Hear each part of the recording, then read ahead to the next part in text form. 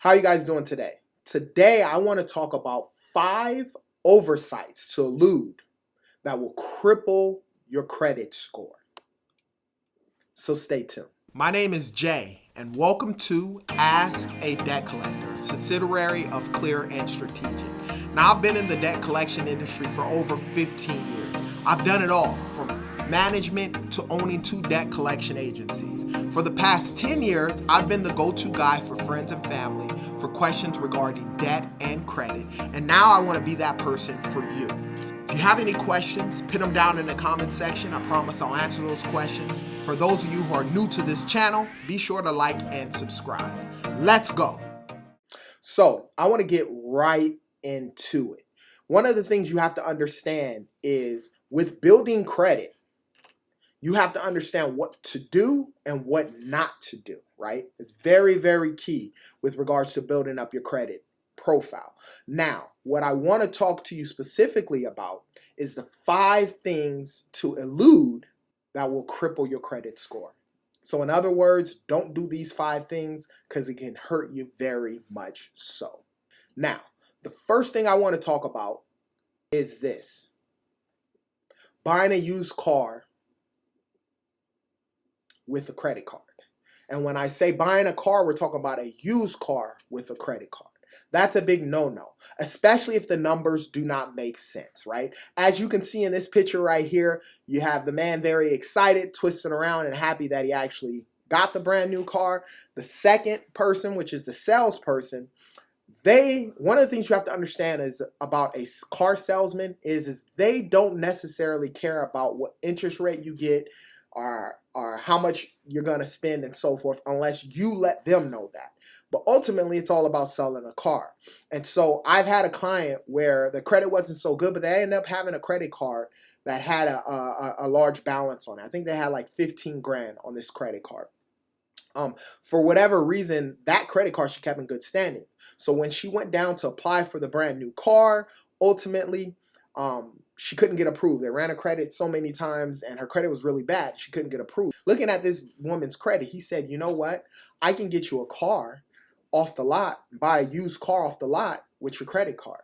Now, the problem with this credit card, because her credit score was so low, the interest rate on that credit card was over 20% APR. And so when she financed the car with a credit card, what ended up happening for her is the car broke down. So she didn't have money to fix the car because it was a used car. It wasn't a certified used car. It was a used car. It was like a $4,000 or $5,000 beater car. And she ended up losing out. She ended up ruining her credit because the amount that she put on that credit card, eventually she lost her job. She wasn't able to pay the payments to the credit card. And then she ended up, obviously, the car ended up being eliminated, it was no good, and she was out of it. One of the things I encourage people is to never purchase a used car with a credit card, especially if that's your only means. If you're doing that because you can't finance a car. Number 2, you want the installment loan, right? Credit mix is one of the part of your credit profile. And with a credit mix, you want them to be able to look at and see installment loans as well as revolving loans. Number 2 is getting a payday loan. That's something I do not recommend anyone ever to do because it's almost like robbing Peter to pay Paul, and you end up getting in this snowball stuck effect. I used to collect on payday loans as well as I know personal people who've gotten these things, right? They're high interest rates. It's basically to help you from one paycheck. If you had a bill or something that came up that you couldn't afford to pay, you go get the payday loan to pay that bill. And then in return with that bill, once you get paid again, you end up having to pay that payday loan back, right? And then what ends up happening? Now you got another bill that you need and you end up having to get another loan. And that continuously keeps happening until eventually you end up defaulting and messing up. So stay away from payday loans if you can at all costs. Number 3 is applying for store credit. Now, I'm not a big advocate of applying for store credit. Now, for those of you who don't know, what store credit is basically like a card, let's say like for Kohl's, where you get a credit card through them. It is a card that you can only use at Kohl's. I always tell people to stay away from that because what ends up happening is you find yourself spending and buying stuff at that specific store or whatever store that you actually get that credit card through, and you're all automatically always buying through there, right? And a lot of times with store credit cards, the interest rates are a lot higher. It's a lot easier to get approved for these cards because they're going to make their money off of the interest from you later. And by making you it almost forces you to have to shop at that specific store. I don't know if you guys remember Robinson's May, but I remember my grandmother, I was raised by my grandmother. She had a store credit card through Robinson's May. And I remember when it came time to buy for clothes, she would always force us to go to Robinson's May because that's where she had the card. And back then, at the budget that I had with regards to shopping for school, I was only able to get 2 or 3 things because it was sort of kind of a high-end store. It had a lot of designer brands, and the stuff was not that cheap. But nevertheless, if you can avoid it at all costs, avoid getting store credit cards because it forces you to only shop at that store, number one, and number two, the interest rates are typically higher on those cards. Now, if you like the information that I'm giving you, take the time to subscribe to this YouTube channel. Hit the bell notification so that way you'll be notified every time a video of ours comes up with regards to that. And ultimately, don't forget all of the stuff down below, the free letter bundle. You'll get 3 free letters absolutely for free to help you with your credit journey. All that information's down below. Be sure to sign up for that and to do that. Now, let's go on to number 4. As hard as it is, do not co-sign for credit for family and relatives. I know that it's very tough, right? Once I've gotten my credit clean, I remember I became the poster guy where everyone was coming, hey man, can you co-sign for this for me? Can you get this for me? Can you get that for me? I knew right off the bat, no, that's not what I'm going to do. I'm a person that I would rather teach you how to clean up your credit so that way you can go and apply for credit for yourself, so that way if something goes wrong, I'm not held liable as a co-signer for a relative.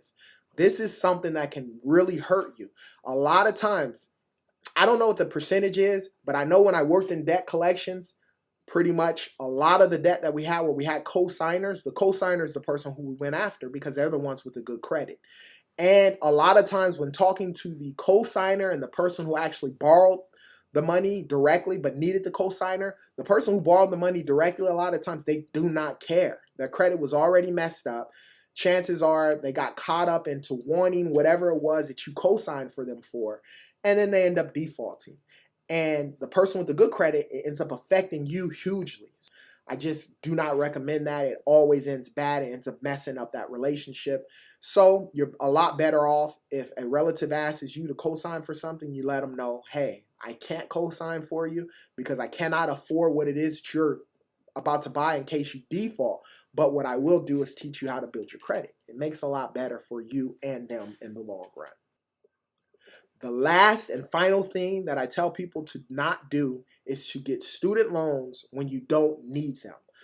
I have so many clients right now where I see they'll be $100,000 in debt. They didn't finish college at all. And then as I start talking to them, you end up finding out that, hey, that was a lifestyle. They were getting these loans, living off these loans, basically going to school or whatever the circumstance is, but they looked at it as free money. Instead of investing in assets, they bought a bunch of liabilities. And then later, with student loans, as we know, they stay on your credit forever.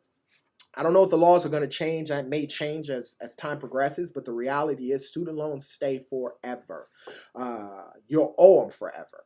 Stay away from getting student loans when you don't need them. Now, obviously, there are times where you obviously need the student loan to pay for tuition, to pay for room and board, pay for certain stuff that your actual scholarship or grants or FAFSA didn't cover. And I understand those types of cases, but if you don't need the money, do not borrow it because it will come back to haunt you in the long run and you will have that bill to actually have to pay it back. So these are the 5 things that I explain to every single person to stay away from, to elude, because these things, if you do engage in them, can cripple your credit and make things very, very difficult for you. So let's look at it. The 5 things that I say to stay away from. Number 1, buying a used car with a credit card. Number 2, getting a payday loan.